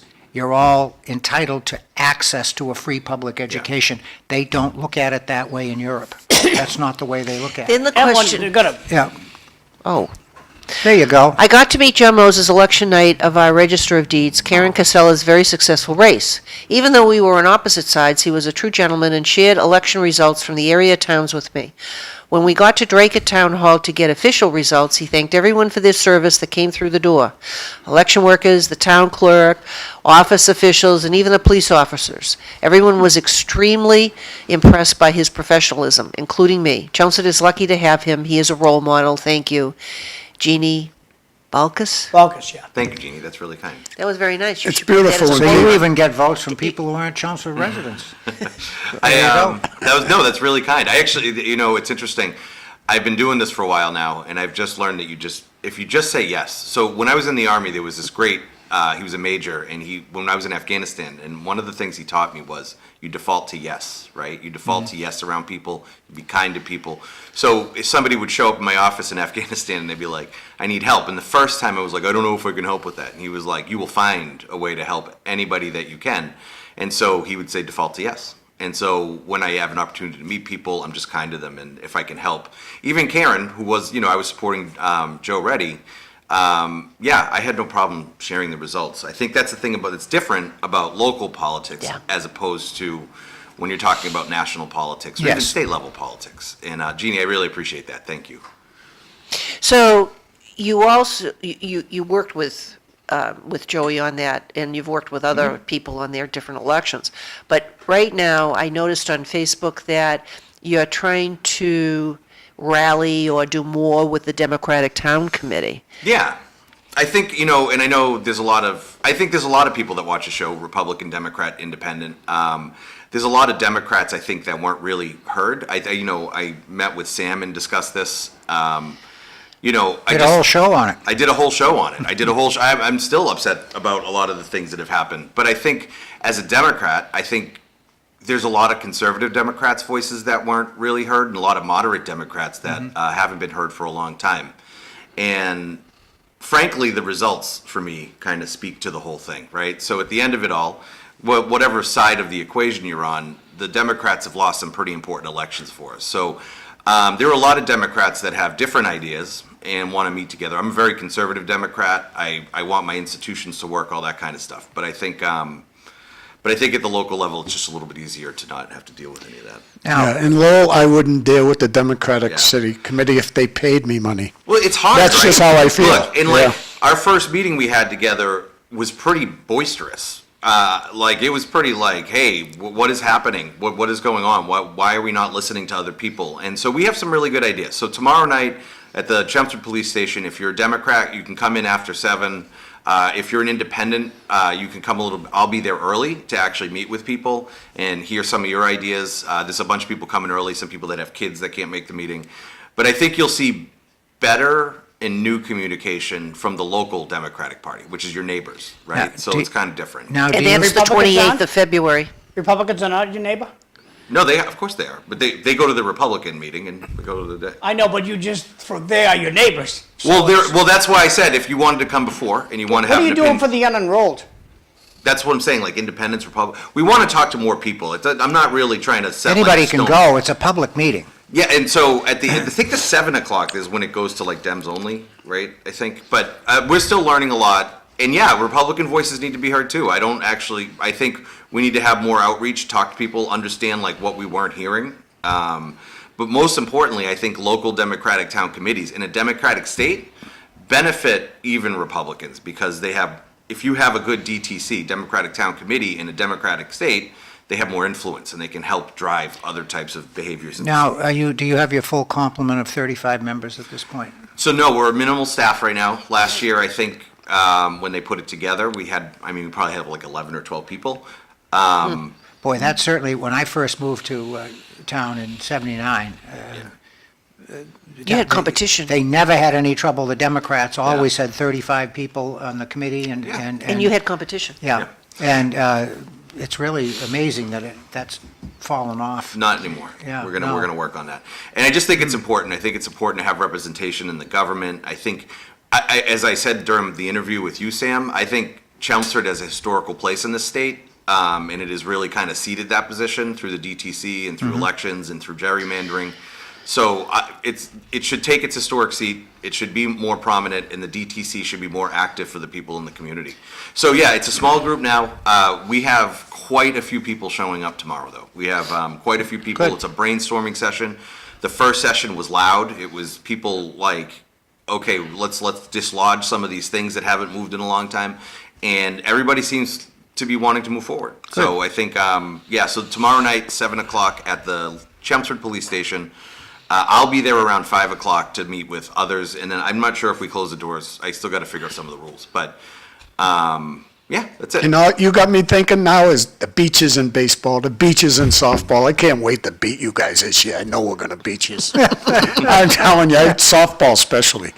Oh, man, I just love springtime. I love the really spring. do. I love the I spring. do. So you're very much involved, obviously, with the Democratic Town Committee. There's a Republican Town Committee too. Yes, I know. Yeah, I know you know. But like for people in Chelmsford, there is a Republican Town Committee too, which I don't get to go to. So but they do work together locally, which is actually really important. So the Republican Democratic Committee often do like joint events. They'll do like joint debates, stuff like that. Now, So they do work together. this isn't just a social thing, folks. This is a statutory thing. So Yeah. under Massachusetts law, you are required to have Republican and Democratic town committees. Yeah. That is a legal requirement. So this isn't just some ad hoc committee or some social club that people join. So Now, is it every year that you have the election of the Democratic, well, it would be Democrats and Republicans for whoever your representatives are? Like, for instance, that would go to the state. Now, is that every year? Yeah, so you probably have, we have a state committee rep, which like ours is Mara Dolan and there's one other person. So there's a state committee rep, and then your chairperson is the person that's gonna be down there talking to Mara. Like, there's like a kind of a chain of command. But then they have the events where you go, I think it's every 4 years we re-elect a new officer. I'm the outreach officer there, and like I said, we're really starting to ramp up digitally and a bunch of other things. But I forgot your question, I'm sorry. You just told me you do it every 4 years, I that think you it's every elect. 4 years, yeah. Right, but is that the officers of the local Democrat? Okay, Yeah, but yeah. what about the ones, the 35 You're that talking you about vote the for? committee. Those are the members. So Right. think about like school committee and your members. Right. So Yep. essentially you have a chairman And and how the often members do are you members. run? I think we do those every year, right? We can do those. I don't know. I'm not sure. I'm still new to the DTC. I'm still learning. Okay, to be well, I honest. don't remember either, but I'm not involved in either of those Yeah. because I'm unenrolled. We can add members every year, I think. But the point is we have up to 35 members, and we've had a consistently low number. And I think Yeah. the Republicans in town have a pretty good membership. So, And it was the other way around when I first moved in. yeah. Okay, the Republicans didn't have anybody, and the Democrats never had a problem filling those. Well, I always found it interesting because, again, locally, we talked about that earlier, locally, you have Republicans that are liberal in their social philosophies and policies and conservative financially, and vice versa. And it doesn't mean that just because you're one or the other that you're fitting into one of the parties. It's however you want to be and where you want to go. So there's a wide range of individuals, however you feel comfortable, of which party you want to be involved with. Whereas at a national level, it's almost like you have to fit into the mold. Because if you don't fit into the mold, then you're really not part of that party. And I think that that's how some people are feeling That's why we have on so a many national That's why I level. feel like that. That's why we have so many unenrolled voters. Yeah. I heard a Democratic congressman just yesterday or the day before, they were talking about how far left Democrats are yelling at them all the time. And my response to that, it's not far left Democrats that are yelling at you. Well, they may be, but it's moderate Democrats being like, why can't you win elections? Like, what is this problem? Why are you spending hundreds of millions of dollars on consultants, right? So you go to consultants to get ideas, and you have to pay all this money. And I donate to the Democratic Party, right? So where's my money going? And then you find out they're spending millions of dollars on consultants. So what do consultants do? They come up with ideas, which means you don't have your own ideas. Right, and I have a real problem with that, and I think that's why I went out to the DTC and was like, we're gonna find a better way to communicate with our independent friends and our Republican friends and in the community, and show them that the Democratic Party locally, at least, has value. I'm not a Washington DC guy, so I'm just local here. I grew up in Lowell, so I think we have a kind of an obligation to get out there. Right. And I think that it's a worthwhile adventure, because you want more and more people involved in politics, whether you agree with their position or not. You want people Yeah. involved, because that's what we are. Yeah. We are the government. This one's for you, Ev. People in Massachusetts don't want to hear from the Republicans. The Democrats in Massachusetts despise the Republican Party. It's okay if you run and roll, just don't run as a Republican. There are very few in the State House. It's tough. There's a lot. And I remember, I'm going back now 25 years or so, to the person that used to run the Democratic Town Committee. And he made some comment about running for the state, one of the state offices. I said, if I do, I'll run as a Democrat. He goes, but you're not one. I says, yes, but if I want to get elected, I have to be one.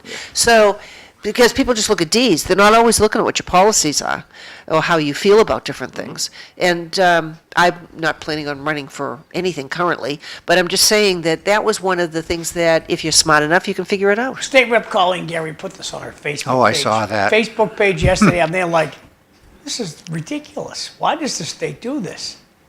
Even at the State House, they don't count, they keep the Democrats separate from the Republicans. That's my take from this ticker board we're looking at here.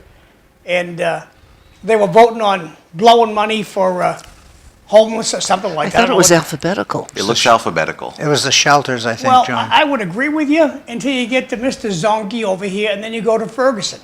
That's weird. I don't know. Yeah, it shouldn't be like that. It should be I have no, mixed. yeah. So I don't, and this is their a digital board. I don't know if I can blow it up. Yeah, I can blow it up. Oh, look at that. And you can see where it goes from Roger D. Yeah. Zoltnik Yeah, look at that. to Roger Jones. So I'm going to guess they segregate people by party. Maybe. Where do there are no unenrolled at the State House? I think So- there's one independent, or so-called. Yeah. But I just found that puzzling. Colleen Gary So voted. what are you telling me? Colleen's a Republican and not a No, Democrat? I'm telling you that no, No, she's a but Democrat. She's Democrat. But No, I'm being. Yeah, but she's in Drake. It's I'm like a being Republican country. very facetious. I'm fully aware that she's a Democrat, but she very often does not vote with her party. she bucks the system. Yeah. You'd be She surprised. also lives in Drake, which went like plus 13 Trump. I mean, she's got her own constituents too. Right, exactly. You'd be surprised how many people, when you campaign and you go talking to people, will ask you, were you a Democrat or Republican? Yeah. They'll just ask you that. Well, they flat do out. ask you that on a local level in Oh, yes, Chelmsford. they do. And it's like, this is a nonpartisan election, it doesn't matter. And so a lot of people don't like that. You know, And then what's they ask helped, you how you Evelyn? lean. No doubt in my mind, I don't go back as far as you go in politics or running for the school committee, but what's changed in Lowell is shows like this, City Life, Chasing the Facts like Sam. Yeah. We used to run strictly on the Lowell Sun. Whatever the Lowell Sun said, I used to go to make sure I got their endorsement. I worked hard at that because it worked back then. Yeah. But now, It's I think, irrelevant. now I think it's just a whole different game now. irrelevant now. Facebook and, Oh, the there are, internet. yeah, there's other media out there. Yeah, but. You I can't don't- even get the Sun to cover local stuff that actually is impactful. I mean, we have a couple of situations going on in Chelmsford now which are pretty serious. Don't see anything about it in the Sun. No coverage at all. Sun Yeah. doesn't, I haven't Yeah. seen them reflect us in a long time. No coverage at all. Are we going to beat up President Trump before we go today, or are we just going to let everything? No, but one of the things that John is also involved with is you are part of nonprofit Yep. dealing with Afghan refugees. Yeah. And you've come on before just to talk about that. Yeah. So how about an update? We're, Yeah. a few minutes to do that, and then we can go back to school committee. Yeah, I'll give just a quick update. Just to be honest, I mean, the executive orders have had a pretty dramatic effect on that work. The original work of Mass Afghan Alliance was, a veteran supporting Afghans as they came to Massachusetts. And right now, we're still working on it. There's a bipartisan group of veterans, Democrats, Republicans, all trying to get this kind of sorted out. But the executive orders have essentially done two things. They've stopped money for resettlement. So the federal government used to give money, right, to help resettle people in the community, and that money's now dried up. So that money, if we are able to bring people to Massachusetts, now that falls on the local community, it falls on volunteers to raise that money, to find the housing. It's all become a very manual process. And just straight, when they stopped US RAP, which is it's all the refugee processing stuff. When they shut that down, essentially the flow of Afghans has stopped. The other thing they defunded was flight loans. So a lot of times I hear people talk about flights, like migrants on flights, and they're like, oh, they get to fly around. Most of those people fly on a loan, and the government just funds the loan, and then it gets paid back when they get here. But right now, I'm trying to stay hopeful. I think we're all trying to stay hopeful, but it has shut down operations. So what we're doing now, though, is we're making sure that the Afghans that are here are comfortable, that people in the community have opportunities to know them.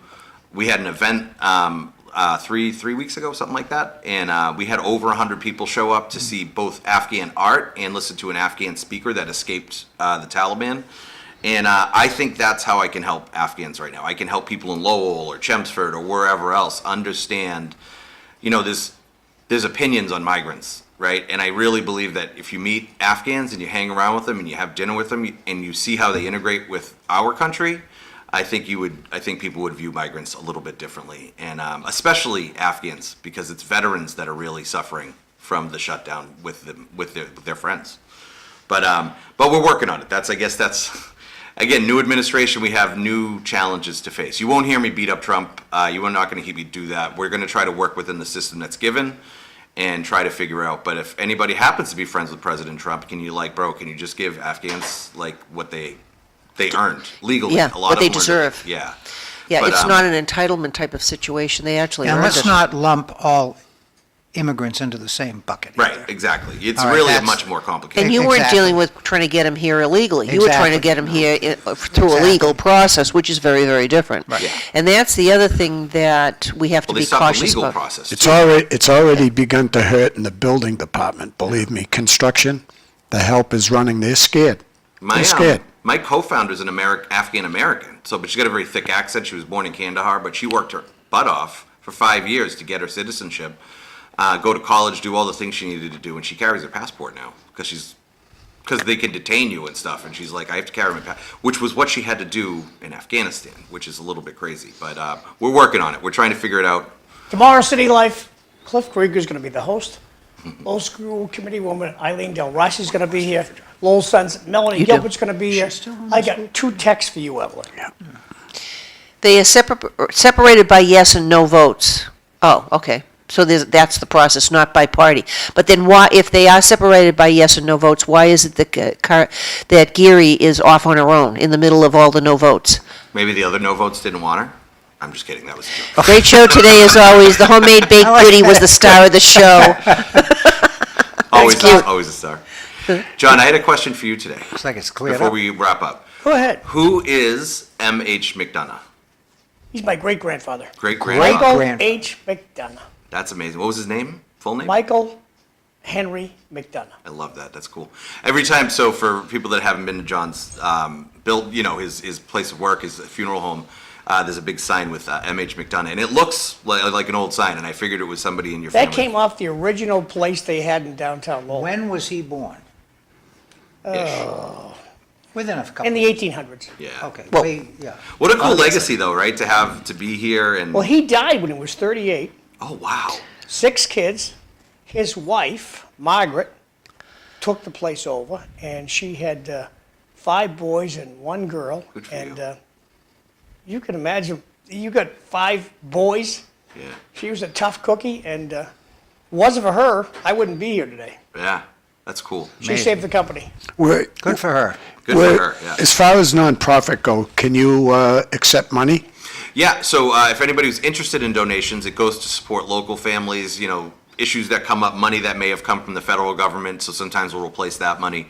But it's massafghanalliance.org/donate. And so everything will go to support local, either Afghan families, just generally in Massachusetts. But yeah, that's kind of what we do. So we do clothes. Sometimes we'll pay a rent here and there right now. We're just trying to cover people while we try to navigate the next few months with this administration. Last text of the day, Ev, when it comes up on the screen. Oh my gosh, great show. You're going to go get something with There you go. cranberries. God love that. God love that. Thanks. That's great. Now, don't forget, John, have to ask for the vote. Yes, Oh, so I'm yes. going to turn it over. I hope, I am asking for your vote if you're from Chelmsford for the Chelmsford School Committee in April. I hope you'll show up. It's going to be an important election. Experience really does matter. And we're going to have a few years of uncertainty that we want to navigate through with the best people possible. So I hope to have your vote on the second Tuesday in April. I have to look up the date. My friend Archie Lewis lives in Chelmsford. I hope you vote for John here, but I'll tell you, if you think Kaposi's are going to beat Lowell High at softball, you're crazy, Archie, okay? You're crazy. They're tremendous. She went to Curry College, one of them, but they have another kid on the team. Kaposi, that's their last name. Unbelievable how talented they are. But I want to beat them bad. They beat us last year. We'll beat them this year. I took an extension of biochemistry, I think it was biochemistry at Curry College, over 50 years ago. Adriana They had chemistry Kaposi. back then? You're really funny. Oh, okay. They've always had chemistry. Yes, I know. Well, her name is Adriana Kaposi. She's at Curry. She's the biggest clutch hitter I ever seen come out of the Merrimack Valley. Can't wait to see what she does in college. Anyway, now that she's not playing against Lowell. Thank you very much, John. We covered quite a bit of territory. Yep, thank you. Place your vote for a school committee for John Moses. There is competition that's there. And thank you to Sam and Bob for being co-hosts this morning. A lot of discussion this morning, which is wonderful. And I hope everybody has a safe day. Watch the weather. And Wave this goodbye, group will kids. see you next week. It's supposed to rain. Bye. Bye, guys. See you later. Take care.